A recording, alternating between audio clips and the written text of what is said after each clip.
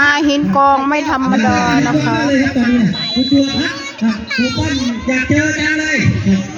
จะได้รู้กันเลยว่าใครเป็นใครสุดยอดเลยยาวอย่างมากซื้อนี่นาหินกองค่ะโอ้ภาษาไปไหนครับน้องพกแก้วใหญ่แก้วหนึ่งได้ยินข่าวว่าหน้าต่างยังไม่เสร็จนะครับไปจัดการเรียบร้อยด้วยนะฮะราคาพดต้นกับพดเพชรจ่ายเรียบร้อยหมดแล้วนะฮะนั่งตรงที่อันโต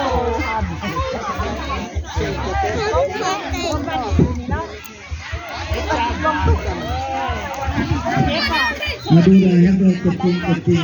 เด็กไม่มีสามออยนะครับรุ่นนี้มีสามออยครับไม่สองแล้ว2-0แล้ว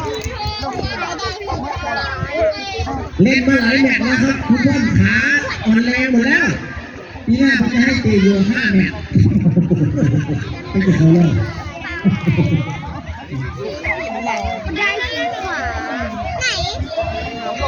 รอบ8 ทีมครับใครชนะเข้ารอบ4 ทีมแพ้ตกรอบกลับบ้านเอาละครับโค้ชลงกรรมการลงไปแล้วนะครับ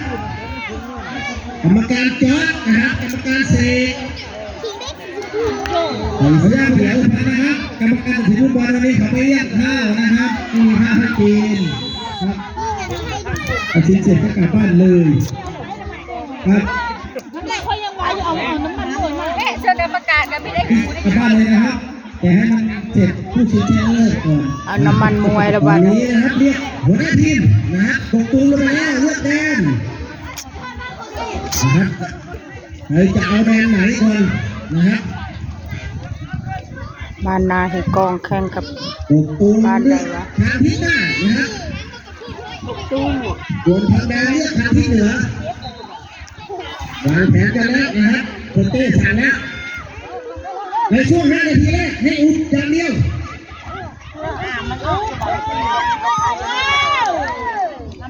พลาดอีกแล้วรถไอศครีมนะครับ2-0อย่าพึ่งเข้ามาในสนามนะครับตอนนี้กำลังจะผู้จบครับพร้อมจะขายใน5 นาทีผมจะพร้อมเซ็นสัญญาซื้อครับขายนะครับใครบอกผมนะครับจะขายแต่ให้ห้องจะเปิด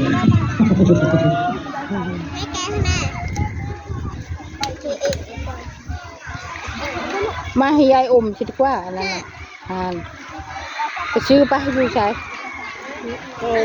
มันปลาอย่างนี้บ่ได้ปลาเนื้อเขาเทียมมาโอ้ผมตัวจะได้เป็นที่คิดขึ้นมานะครับนายทีมนะขึ้นไปแล้วนะครับไม่ทันไม่ได้ลงขึ้นมาทีหน้านี่นะจะนานพักโอ้ยจะแคบนะครับลงไม่ได้ทางขึ้นมาก็ไม่ต้องออกด้านข้างนะครับด้านหลังประตูเหมือนสนามจริงเงินเย็นไอ้แพ้ตกรอบนะครับเก็บกระเป๋ากลับบ้านก่อนปิดมีได้กินกาแฟขวดนึงอ่ะกาแฟก็กินตูจะได้ยกขึ้นไปได้เบอร์9กาแฟมองแล้วนะครับมาแล้วเบิ่งเนี่ยมันขวดเลยมองหน้าให้มันลงขึ้นมายังลงขึ้นมาเบอร์9ข้างหัวแล้วของวางข้าวในเฮ็ดจะเจือแน่นะเลยเอามาใช้ถุงเอามือให้มานะทำบุกินนะมองแล้วนะมาลูกน้ำเราเท่าถุงยาเราใช้ถุงเอามือให้มาน้อยกันเนี่ยแล้วว่ามาน้อยเจ้าของกันหิวอยู่อุ้ยเลี้ยงมาแล้วได้ปะเอาฟองมาแล้วยังไม่ผ่านข้างเลยมาสาดบอลขึ้นมาด้านข้างออกด้านข้างตกตูมจะได้ทุ่มครับโอ้พ้นแข่งกับกกตูมเนาะเอาไทยคนหนึ่งที่เอาอันเข็มตกตูมจะได้ทุ่มให้บักเอ็มบอกให้บักเอ็มมือแรงผูฮะเมนูลงนิดนึงไม่ใช่การกินเอาอันเผ็ดนะการกินลงเข้ามานิดนึงมาแล้วเลี้ยงบอลมาเอาไปเลยลงแล้วไม่ผ่านประตูตาบ้าน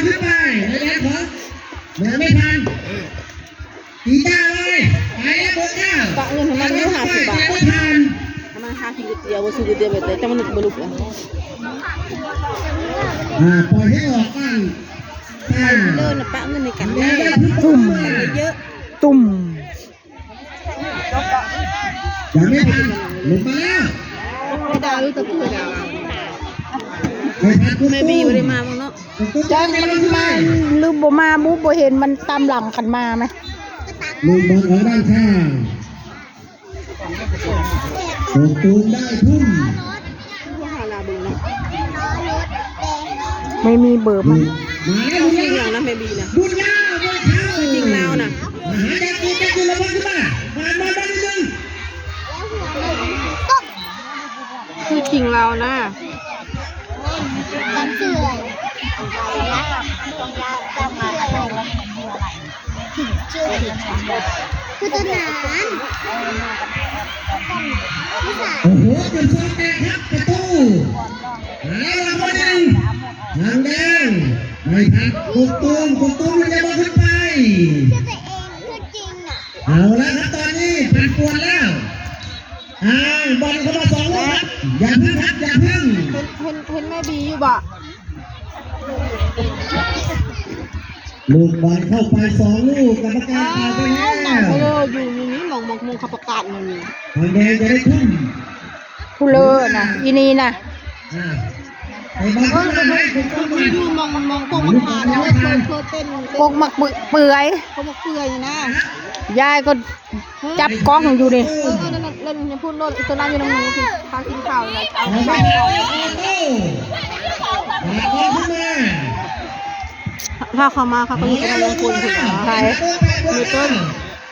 มา เรา แล้วบ่ เรามารอบหนึ่งแล้วแม่บีเราไม่เห็นลาละเมื่อ บ่ เราก็รู้ใจกันพูด อย่าดอก หลอกไม่ทันตัวเองนะครับ ให้มันเมื่อแล้ว มาแล้วเจ้าออโต้ออกไปนี่ไม่ใช่ออโต้ ต้นน้ำกินนี่แน่ เอาละมั่ว เบิร์นมา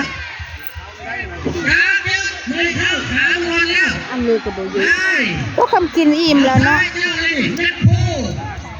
มาถ่ายคลิปซื่อ ลูกบอลออกด้านข้าง ๆเยอะอยู่ดอกเบียร์ไปซื้อไป ก็สิบอก นี่ เขาบอกมีขาย ไม่ อยู่ รู้ครับ ขายของเนาะ ไม่รู้ใครเป็น เขา ใค บ ร อกว่าตัวนี้เอามาเนาะ บอกไหมเอามาจองปอง กินได้ และพนาศาสตร์มันขึ้นมา นั่นก็ได้อันทูมูอะไรวะ ไม่เข้า อีหยังวะ ตาย เจ้ากีตาร์ สุขาได้ดาวเรื่องโฟมระดาทีชื่อเล่น ไม่ทันไม่ดูลงไปนิดนึงไม่ดูทางแดงเตะออกไป มาชงขวดนะทูมูอีหยังวะอันที่ห้ามกินนะเชฟนะ คืออีสุขาได้ดาวเรื่องโฟม ทางแดงกดตูมจะได้ทุ่ม ชิเลอร์คือเป็นทุ่มได้ทุ่ม เอา ไป ละ เป็น เว ทุ่ม ลาน้อยแล้วถึงแล้ว ทุ่มนะแม่ เอาเวลาแล้วแพ้ไม่ได้นะครับแพ้กดกระเป๋าเข้ามามาแล้วรอไปหนึ่ง ดาดาที่นี่ โอ้ยเบอร์สิบ ดาที่นี่เล่นดาลูก แพ้ขาเลยก่อนเพราะกินแต่กระบังนะครับไปแล้วเบอร์เก้าแพ้ขายาวนะครับมาเลยกันลงไปเอา ติดหน้าพูด หา เล ไม่ ย ทัน ลองก็ลง นาฮิตาน้องทองหมดเวลาคุณตรวจนะครับนำไปอยู่เท่าไหร่แล้วคุณตรวจครับรายงาน โอ ด้ว เค ย ค่ะ ขอจบคลิปแค่นี้นะคะ สองศูนย์ครับ กดไลค์กด อ แช ยาก ร์ เจอโค้ชตรวจ ให้ จัง คุณ เล ไล ย ค์ด้วย ศูนย์คุณตรวจ ขอบคุณค่ะ อยากเจอโค้ชตรวจจังเลยครับกับฝั่งแดงแต่ไม่รู้ว่าฝั่งแดงจะได้เข้ารอบไหมนะครับ อยากเจอเฉยๆแต่ไม่รู้ว่าโค้ชตรวจจะได้เข้ารอบไหมนะครับนำ2-0ทุกวันพยายาม